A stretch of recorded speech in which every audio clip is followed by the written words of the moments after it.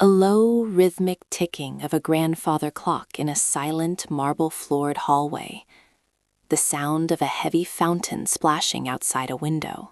They call us trophy wives, as if we are inanimate objects carved from gold and marble, meant only to be dusted and displayed. For 12 years, I was the crown jewel in Julian Vane's collection. Julian, the titan of high-frequency trading, the man who could move markets with a whisper and destroy lives with a keystroke. To the world, we were the ultimate power couple. To me, our marriage was a highly sophisticated form of house arrest.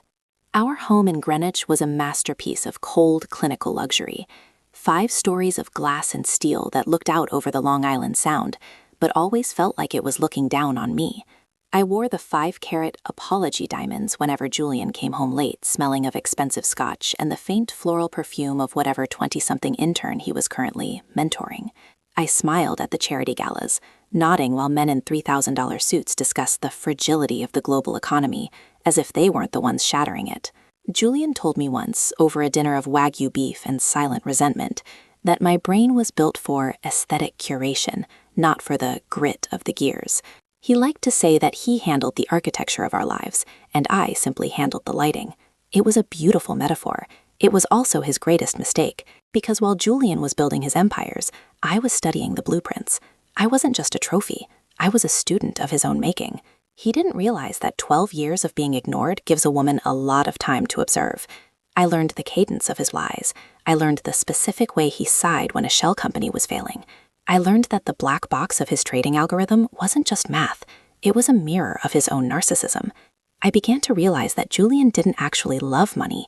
He loved the control that money bought, and he especially loved the control he had over me. But the audit had already begun. Every late-night meeting he thought I was sleeping through, every private phone call I overheard through the baby monitor I'd hidden in his study long after our daughter had grown, every tax return I'd helpfully organized for his accountants, it was all data. And in Julian's world, data was everything. I sat at my vanity, brushing my hair with a silver-backed brush, watching my own reflection. I looked like the perfect wife, but behind my eyes, I was calculating the exchange rate of my soul. I was looking at the ledger of our marriage, and for the first time in a decade, I saw a path to solvency. Julian thought he was the architect. He didn't realize that every building needs an auditor, and I was coming for his books. The electronic hum of a computer cooling fan in the middle of the night. The soft click-clack of keys being pressed with precision. It started with a glitch, not a digital one, but a human one. Julian's CFO, a man named Marcus, who looked like he was made entirely of beige linen and anxiety, had dropped a folder in our foyer. He'd been rushing to catch Julian for a private jet to Davos. I picked it up, intending to hand it to the driver, but the corner of a document caught my eye. Project Elara. My name on a venture capital prospectus. At first, my heart did a frantic little dance of hope. Was this a surprise? A foundation in my name? A legacy? I retreated to the library, my hands trembling as I turned the pages. The more I read, the colder the room became. Project Elara wasn't a gift. It was a liquidation plan. Julian had been funneling nearly $20 million a quarter into a series of offshore trusts based in the Cayman Islands. On the surface, it looked like standard tax avoidance, but the fine print, the subclauses buried in the beneficiary contingency sections, revealed the truth. The funds were only accessible to me if I remained mentally competent and under the care of a court-appointed guardian. I looked closer at the dates. He had been setting this up for 3 years. Every time he told me I seemed tired or forgetful, every time he suggested I take an extra Xanax or skip a meeting because I looked frail, he was laying the groundwork. He wasn't just cheating on me with younger women. He was preparing to have me declared incompetent so he could divorce me without triggering the infidelity and wealth split clauses of our prenuptial agreement. I sat in the dark library, the glow of the desk lamp casting long, predatory shadows against the leather-bound books. I realized that to Julian, I wasn't even a trophy anymore. I was a liability to be amortized. He wanted to trade me in for a newer model, but he was too greedy to pay the exit fee. I didn't cry, I didn't scream. Instead, I opened my laptop and logged into our joint household management server. Julian thought I used it to order groceries and schedule the pool cleaner. He didn't know I'd used his own secure administrative password, which was predictably the date of his first $1 million trade, to create a backdoor entry. I began to trace the Project Elara funds. They didn't just go to the Caymans. They looped through a series of shell companies that Julian used to wash his trades. He was front-running his own clients, using my trust as a clearinghouse for illegal gains. He was using my name to hide his crimes, assuming I'd never be smart enough or brave enough to look. I felt a strange sense of clarity. For years, I had been the silent partner in a failing merger, but now the audit was no longer about survival. It was about hostile takeover. I began to download the logs, the transfers, the encrypted chats. I watched the numbers move across the screen like a digital blood trail. By the time the sun began to peek over the Atlantic, I had enough to put Julian away for 20 years.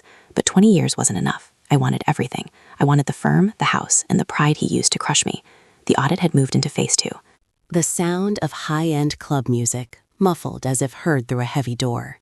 The clinking of ice in a glass. Every audit needs a variable, a piece of data that doesn't fit the pattern. For Julian, that variable was named Vanessa. She was 24, a former wellness influencer, with a smile that looked like it had been designed by a marketing team and eyes that were constantly scanning the room for the most expensive watch. I first saw her at the Metropolitan Museum Gala. She was wearing a dress that cost more than a mid-sized sedan and was hanging off Julian's arm with a proprietary grip that would have been insulting if it weren't so pathetic. Julian introduced her as an associate at the firm. I looked her in the eye, gave her my best decorating smile, and told her I loved her shoes. Elara, darling, Vanessa is helping us with the new ESG initiatives. She has a real pulse on the younger demographic. I'm sure she does, Julian. She looks like she has a very strong pulse. Julian laughed, a sharp, barking sound that didn't reach his eyes. He thought he was being clever. He thought I was the aging queen, oblivious to the usurper at the gate. But I had already placed a tiny GPS-enabled diamond gift in a vintage brooch I'd generously donated to a charity auction I knew Vanessa would be attending. Within a week, I knew everywhere she went. I knew she spent her Tuesday afternoons at a penthouse in Tribeca that wasn't listed on any of Julian's public real estate holdings. I knew she was visiting a high-end plastic surgeon who specialized in total facial reconstruction. But most importantly, I knew she was talking to Julian's rivals. Vanessa wasn't just a mistress. She was an industrial spy. She was working for a rival hedge fund, feeding them Julian's trade signals in exchange for a signing bonus that would set her up for life once Julian dumped her. She thought she was playing him. Julian thought he was playing me. And I was the only one in the room who knew the rules of the game. I decided to help her. I began accidentally leaving high-level documents on the kitchen island, memos about a fake Project Titan that suggested Julian was about to go all in on a failing tech IPO. I watched through the hidden cameras I'd installed in the crown molding as Vanessa photographed them with her phone, her hands shaking with excitement. She was the perfect catalyst. By feeding her the wrong information, I was forcing Julian's rival to make a massive, short-positioned bet against him. When the IPO actually succeeded, because I had already contacted the real investors and stabilized the price, Julian's rivals would lose billions, and Julian, ever the narcissist, would take the credit for outsmarting them, never realizing he'd been set up by his decorating wife. I watched them from the balcony of our home one evening. They were in the garden, Julian pointing out the roses as if he'd planted them himself. He looked so powerful in the twilight. He leaned in to whisper something in Vanessa's ear, and she laughed that practiced, hollow laugh. I sipped my wine and felt a cold, sharp satisfaction. Vanessa was the perfect distraction. While Julian was busy showing her the architecture of his garden, I was rewriting the architecture of his downfall. The variable was calculated. The outcome was becoming inevitable. A low-frequency hum of a recording device. The sound of a heavy chair being pulled out.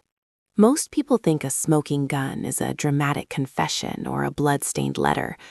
In the world of high finance, a smoking gun is a quiet conversation between two men who think they are too powerful to be caught. I had bugged the dining room. Not the whole room, just the heavy mahogany table where Julian held his Saturday morning strategy sessions with his lead counsel, a man named Arthur who looked like a well-dressed vulture. I sat in the laundry room, wearing noise-canceling headphones, listening to the digital ghosts of my marriage. Arthur, Julian, the Project Elara Trust is nearly saturated. If we move the final tranche on the 15th, we can file the diminished capacity papers by the end of the month. And the doctors. Dr. Eris is on board. He's already drafted the initial assessment based on the episodes you've been reporting. He just needs one more public incident, something at the anniversary gala. A moment of confusion. A lapse in memory.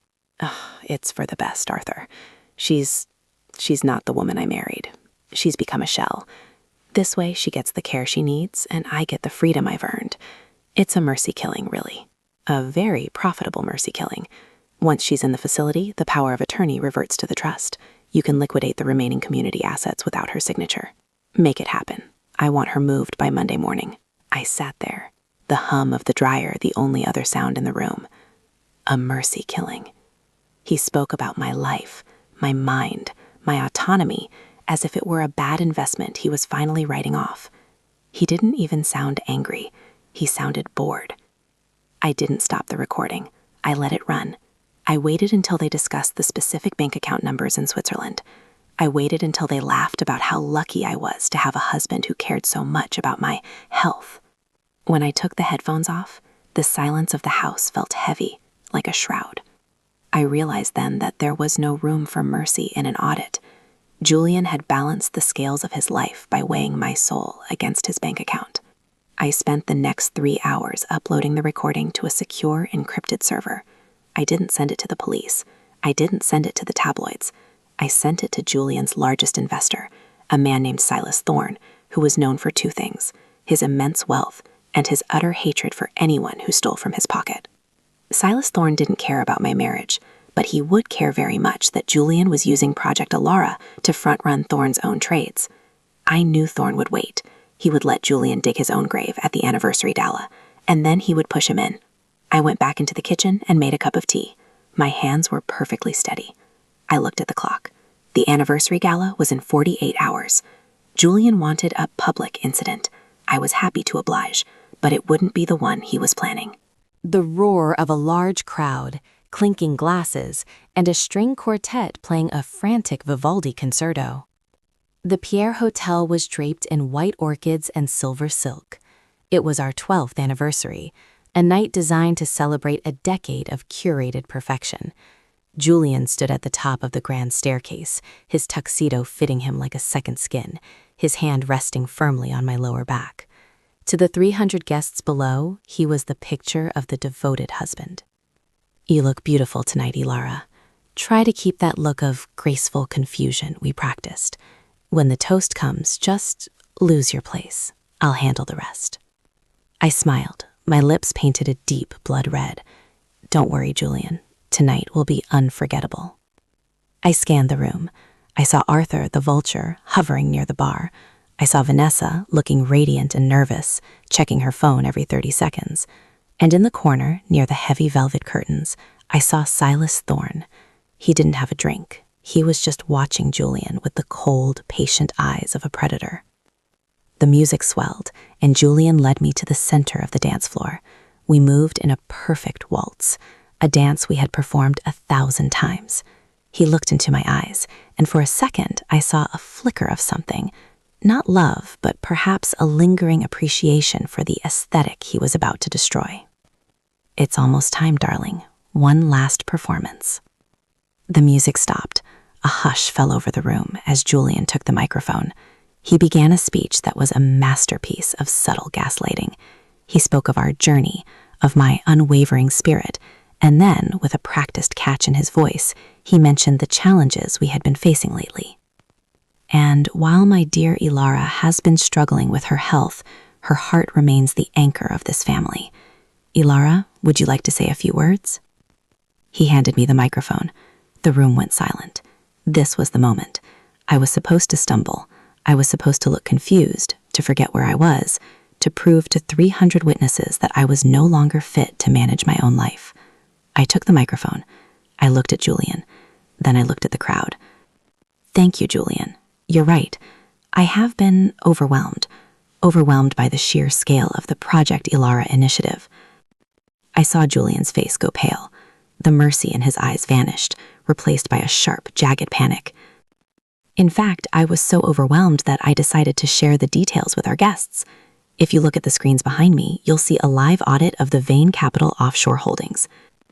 I pressed a button on the small remote hidden in my palm. The massive projectors, which were supposed to show a montage of our happy years, instead flickered to life with a scrolling list of bank transfers, shell company registrations, and the Project Elara liquidation plan. The room gasped. A low murmur of shock rippled through the crowd. As you can see, Julian has been very busy. He's been front-running his own clients, including many of you in this room, to fund a trust meant to institutionalize his own wife. Julian tried to grab the microphone, but I stepped back, my voice clear and cold. "But don't worry, the audit is complete. As of 10 minutes ago, all Project Elara funds have been returned to their original sources. Julian, you're not just a bad husband, you're a bankrupt one." Silas Thorne stepped forward, his voice cutting through the noise like a blade. Vane, we need to have a conversation, now. Julian looked around the room, realizing the cage he'd built for him was now closing on him. The public incident had arrived, and it was his own execution. Rain lashing against a glass wall, the distant siren of a police cruiser. The aftermath of the gala was a blur of flashing blue lights and screaming headlines. Julian had been whisked away by his security team, but they couldn't protect him from the digital paper trail I'd unleashed. While the world watched the scandal unfold on the news, I retreated to our Greenwich home. The house felt different now. The marble was still cold, but it no longer felt like a prison. It felt like a crime scene. I sat in Julian's study, the inner sanctum he had forbidden me from entering for a decade, and opened his master ledger. He had always been so proud of his organization. Every bribe, every kickback, every consulting fee paid to politicians was documented with the arrogance of a man who believed he could never be audited. I spent the night moving through his files, not with the curiosity of a wife, but with the cold efficiency of a liquidator. I found the deeds to the Tribeca penthouse, I found the offshore accounts he'd hidden even from Arthur, and I found the ultimate prize, the keys to the Vane Capital server architecture. Julian had built his trading platform on a zero-knowledge framework, meaning only the person with the master key could alter the core algorithms. He had kept that key on a physical thumb drive hidden inside a hollowed-out book on the history of architecture. I held the drive in my hand. It was small, silver, and heavy with power. With this, I could erase the firm's entire trading history. I could reset the accounts. I could make Vane Capital vanish as if it had never existed. But I didn't want to destroy it. I wanted to repurpose it. I spent 4 hours writing a new script, a Robin Hood loop that would identify every client Julian had defrauded and systematically refund their losses, plus interest, taken directly from Julian's personal accounts. By the time I was finished, the architect would be a man with a zero balance. I watched the progress bar on the screen. 10%, 45%, 80%. As the sun began to rise over the sound, the final transfer was completed. Julian Vane, the man who believed he was the architect of the world, was now a man without a foundation. He had no money, no firm, and no friends. Even Vanessa had disappeared into the night, likely looking for a new project to attach herself to. I leaned back in his leather chair and closed my eyes. For 12 years, I had been the silent partner in a fraudulent marriage, but the audit was finally over. The books were balanced, and for the first time in my life, I didn't owe anyone anything. The front door opened. I heard the heavy, rhythmic footsteps of the feds coming to seize the house. I didn't move. I just waited for them to find me in the seat of power. The harsh, metallic sound of a jail cell door sliding shut. The echoing footsteps of a guard. I visited Julian one last time before his sentencing. He was sitting in a small gray room at the Metropolitan Detention Center. The $3,000 suit was gone, replaced by a standard-issue orange jumpsuit that made him look small and remarkably ordinary. You think you've won, don't you? You think you're the hero of this story. I don't believe in heroes, Julian. I believe in accounting, and the math of our life simply didn't add up. Julian leaned forward, his eyes bloodshot and full of a desperate, impotent rage. I gave you everything. The diamonds, the house, the life that every woman in this city would kill for. And you threw it away because of what? Because I had a few side projects? Because I wanted to protect my assets? You didn't give me anything, Julian. You leased it to me, and the price of the lease was my mind. You tried to erase me so you could save a few $1,000,000. You tried to turn my own memories against me. And look at you now. You're a pariah, the traitorous wife. No one will ever trust you again. You've destroyed your own name along with mine. That's where you're wrong. I didn't destroy the name. I bought it. I pulled a document from my bag and slid it across the table. It was the final settlement from the Vane Capital liquidation. Silas Thorne and the other major investors had agreed to a restructuring. In exchange for my cooperation and the return of their funds, they had gifted me the remaining infrastructure of the firm. Vane Capital is being rebranded as Audit International. We specialize in forensic investigations of hedge funds and private equity firms. We're currently working with the SEC to identify other architects like you." Julian stared at the paper, his hands trembling. The realization that I had not only survived his plan, but had turned it into a business model seemed to break something deep inside him. You were never the woman I married." "No, I was the woman you created. You taught me that everyone has a price and every empire has a flaw. You were so busy looking at the skyline that you forgot to check the basement." I stood up to leave. The guard opened the door, and for a moment, the light from the hallway flooded the room. "Goodbye, Julian. I've left a small amount in a protected account for your legal fees. It's exactly the amount you offered me for my mercy killing. I thought you'd appreciate the symmetry." As I walked away, I didn't look back. The sound of his screaming, a raw, animal sound of a man who had finally lost control, echoed through the hallway. It was the final entry in the ledger. The account was closed. 6 months had passed since the night the world watched Arthur Thorne fall. Elena stood on the sidewalk of Fifth Avenue, her coat collar turned up against the biting autumn wind. She looked up at the towering glass skyscraper that had once been the headquarters of Thorne Global. Today, the workmen were high up on scaffolds, carefully removing the heavy brass letters of the Thorne name. In their place, they were hoisting a new sign, the Sterling Foundation for Corporate Integrity. Elena hadn't wanted the money. After the liquidation of Arthur's assets and the recovery of the stolen millions, she had the legal right to a fortune, but she had signed it all over to a trust. The foundation was her real goal, a place dedicated to investigating white-collar crime and protecting the families of those destroyed by men like Arthur. The name Sterling was no longer a curse in the financial journals. It was a beacon. As she watched the crane lock the final G of Sterling into place, her phone buzzed in her pocket. It was a message from an unknown number, likely one of the few journalists she still kept in contact with. Arthur Thorne was sentenced to 25 years today. No possibility of parole for the first 15. Sarah has relocated to Europe under a new name. Elena read the message twice, then hit delete. She didn't feel the surge of joy she had once expected. There was no celebration, no champagne, no sense of triumph. There was only the quiet, cold satisfaction of a job completed. Karma, she realized, wasn't a sudden bolt of lightning or a dramatic twist of fate. It was a slow, methodical process. It was the result of 1,000 small choices, the inevitable conclusion of a life built on lies. She turned away from the building and began to walk toward the park, blending into the crowd of commuters.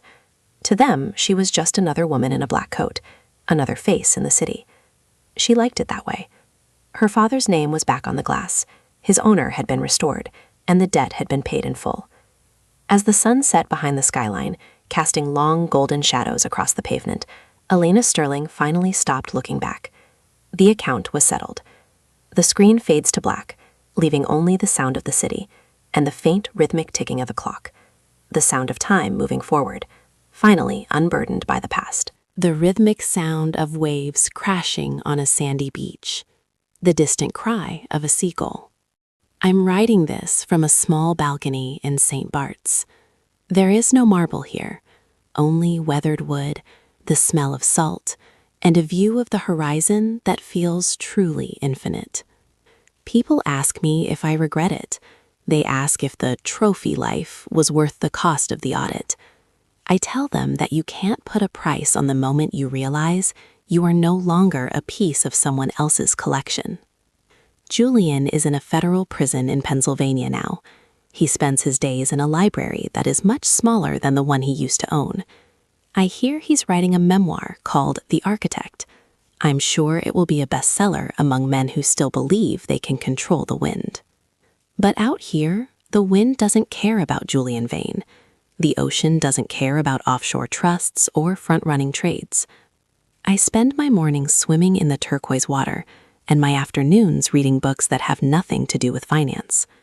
I've started sketching again, not floor plans for cages, but the simple, beautiful lines of the shells I find on the beach. I've realized that the greatest mistake Julian made wasn't the fraud or the infidelity. It was the belief that silence is a sign of weakness. He thought because I didn't speak, I didn't have a voice. He thought because I didn't fight, I didn't have a weapon. But silence is the auditor's greatest tool. In the quiet, you hear everything. In the stillness, you see the cracks in the foundation. I'm not the trophy anymore. I'm not even the auditor.